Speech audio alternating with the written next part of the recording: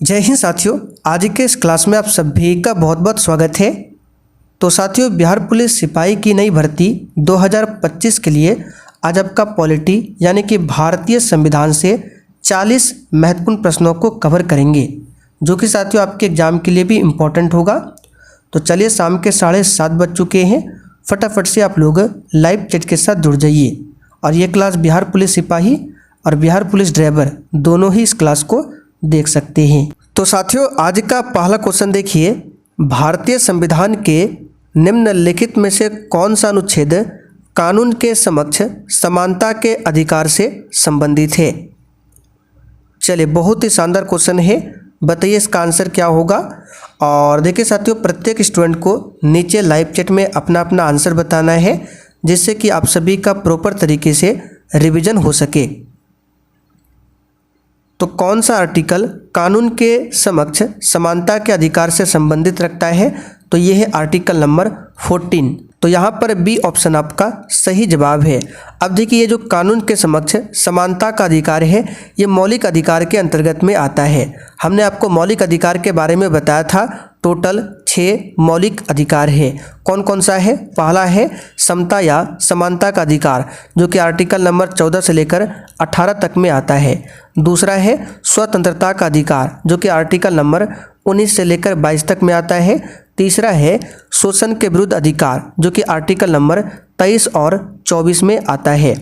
चौथा आपका है धार्मिक स्वतंत्रता का अधिकार, जो कि आर्टिकल नंबर 25 से लेकर 28 तक में आता है। ठीक है। पांचवा आपका है संस्कृति और शिक्षा संबंधी अधिकार, जो कि आर्टिकल 29 से 30 तक में बताया गया है। और लास्ट में संवैधानिक उपचारों का अधिकार, जो कि आर्टिकल 32 है।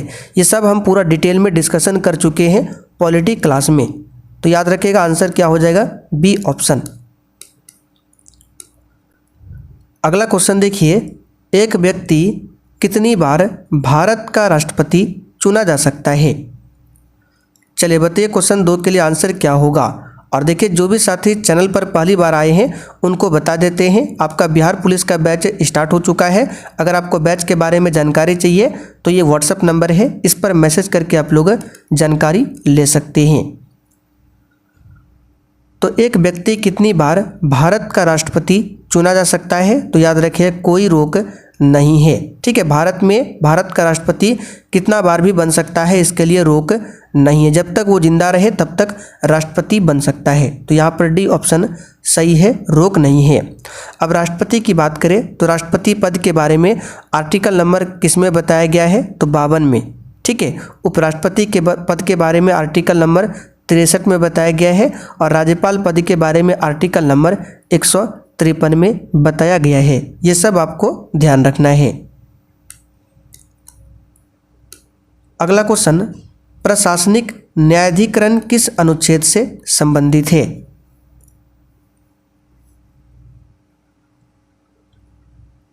इसका आंसर है अनुच्छेद 323 से। यहाँ पर डी ऑप्शन आपका सही आंसर है। जापान की संसद को किस नाम से जाना जाता है। आपके एग्जाम में एक क्वेश्चन विभिन्न देशों की संसद से भी पूछा जाता है।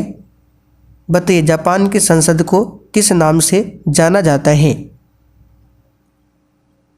तो इसका आंसर है डायट। ठीक है, जापान की संसद को डायट के नाम से जाना जाता है। चलिए आगे देखते हैं, राज्य पुनर्गठन आयोग के अध्यक्ष कौन थे। और बिहार पुलिस के बैच में जो भी क्लास हुआ है, अगर आपका वो क्लास छूटा हुआ है तो जैसे ही बैच को आप लोग ज्वाइन करेंगे सब क्लास आपको मिल जाएगा, क्लास का PDF नोट्स सब कुछ मिल जाएगा। तो राज्य पुनर्गठन आयोग के अध्यक्ष कौन थे, तो फजल अली। कौन थे? फजल अली। तो यहाँ पर देखिए ऑप्शन क्या हो जाएगा, सी ऑप्शन, सैयद फजल अली। उपराष्ट्रपति डैश का पदेन अध्यक्ष होता है।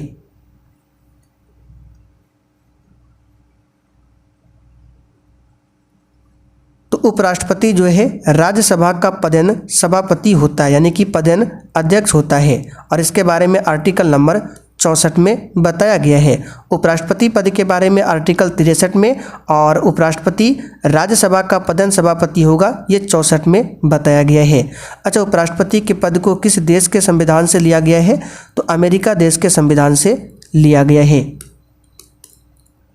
अगला क्वेश्चन देखिए, संघ की कार्यकारी शक्ति निम्नलिखित में से किसमें निहित है? तो संघ की कार्यकारी शक्ति जो है राष्ट्रपति में निहित होती है। यहाँ पर देखिए अध्यक्ष दिया हुआ है, तो सही कर लेंगे, राष्ट्रपति में निहित होती है। लेकिन वास्तविक शक्ति पूछे तो प्रधानमंत्री के पास में होता है। अगला क्वेश्चन देखिए, निम्नलिखित में से कौन सा अनुच्छेद राष्ट्रपति की क्षमादान की शक्ति से संबंधित है? चलिए क्वेश्चन नंबर 8 के लिए आप लोग आंसर बताइए।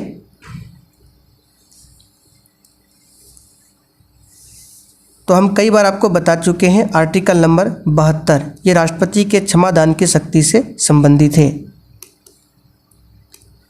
अल्पसंख्यकों के हितों की सुरक्षा पर किस अनुच्छेद में विचार किया गया है? चलिए क्वेश्चन 9 के लिए बताइए आंसर।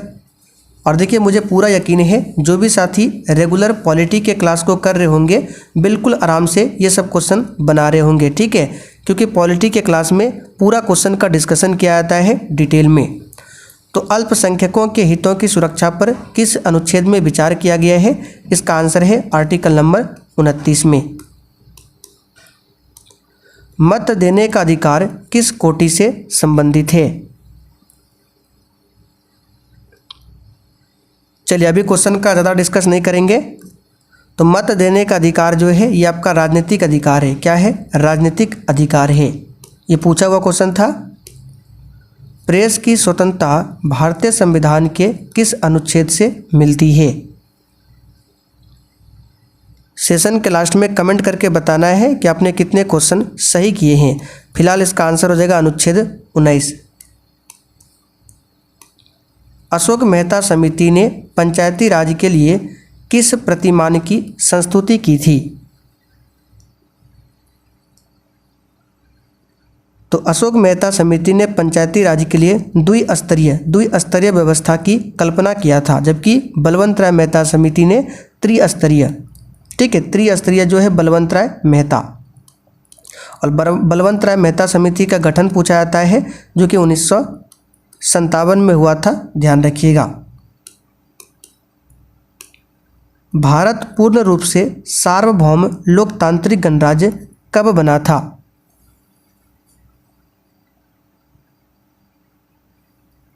तो जिस दिन संविधान लागू हुआ था उसी दिन, यानी 26 जनवरी 1950 को, 26 नवंबर 1949 को हमारा संविधान बनकर तैयार हुआ था। निम्नलिखित में से कौन राष्ट्रपति प्रसाद प्रयत्न पद धारण करता है? यानी कि इसमें से कौन राष्ट्रपति के प्रसाद प्रयत्न अपना पद को धारण करता है? तो यह है राज्यपाल, ठीक है। राज्यपाल की नियुक्ति कौन करता है? तो भारत के राष्ट्रपति प्रधानमंत्री की सलाह पर, ठीक है। प्रधानमंत्री जिसको बोलेगा उसी को राज्यपाल बना देता है राष्ट्रपति, और जिसको बोलेगा उसी को हटा सकता है। यानी कि राज्यपाल जो होता है राष्ट्रपति जब चाहेगा तब इसे हटा सकता है। तो राज्यपाल जो है राष्ट्रपति के प्रसाद प्रयत्न अपने पद को धारण करता है। अच्छा, राज्यपाल को शपथ कौन दिलवाता है? तो जिस राज्य का राज्यपाल होगा उस राज्य का जो हाई कोर्ट है उसके मुख्य न्यायाधीश राज्यपाल को शपथ दिलवाते हैं। राज्यपाल के बारे में आर्टिकल नंबर 153 में बताया गया है। भारत का राष्ट्रपति किसका एक अभिन्न भाग है? तो राष्ट्रपति के बारे में आर्टिकल नंबर 52 में बताया गया है। राष्ट्रपति शपथ के बारे में आर्टिकल नंबर 60 में बताया गया है। राष्ट्रपति पर महाभियोग प्रक्रिया आर्टिकल 61 में। तो राष्ट्रपति जो है संसद का एक अभिन्न भाग होता है। संसद के 3 प्रमुख अंग होते हैं, राष्ट्रपति, लोकसभा और राज्यसभा। तो संसद के कौन हो जाएगा? राष्ट्रपति, ठीक है। संसद के बारे में आर्टिकल 79 में उल्लेख मिलता है। लोकसभा के बारे में आपका आर्टिकल 81 में, राज्यसभा के बारे में आर्टिकल 80 में। पहला वित्त आयोग का गठन कब हुआ था? चलिए यहाँ पे आंसर शो हो गया। इसका आंसर होगा 1951 में। और पहले वित्त आयोग के अध्यक्ष कौन बने थे? केसी नियोगी। कौन बने थे? केसी नियोगी, ठीक है। और वित्त आयोग के बारे में आर्टिकल नंबर 280 में बताया गया है। भारत में अटॉर्नी जनरल की नियुक्ति कौन करता है? अटॉर्नी जनरल यानी कि महान्यायवादी नियुक्ति कौन करता है? तो भारत का राष्ट्रपति, ठीक है। यहाँ पर बी ऑप्शन सही है। भारत का उपराष्ट्रपति होता है?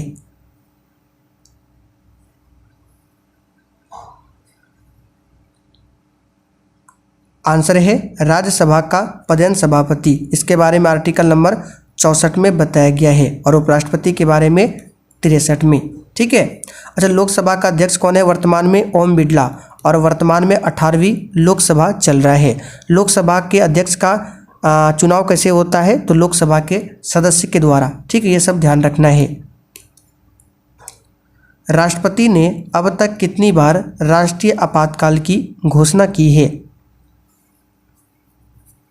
देखिए, हमारे संविधान में 3 तरह के आपातकाल है। एक है 352 जिसमें राष्ट्रीय आपात है, 356 जिसमें राष्ट्रपति शासन है और 360 जो कि वित्तीय आपात है।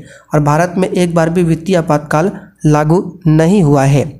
आर्टिकल नंबर 352 जो राष्ट्रीय आपातकाल है ये 3 बार लागू हुआ है। ठीक है, पहला बार हुआ था 1961 में, ठीक है, 1962 में, दूसरा 1971 में और तीसरा 1975 में। तीसरा बार जो लगा था ये आंतरिक अशांति के आधार पर इंदिरा गांधी के समय लगाया गया था, तीसरा वाला आपातकाल।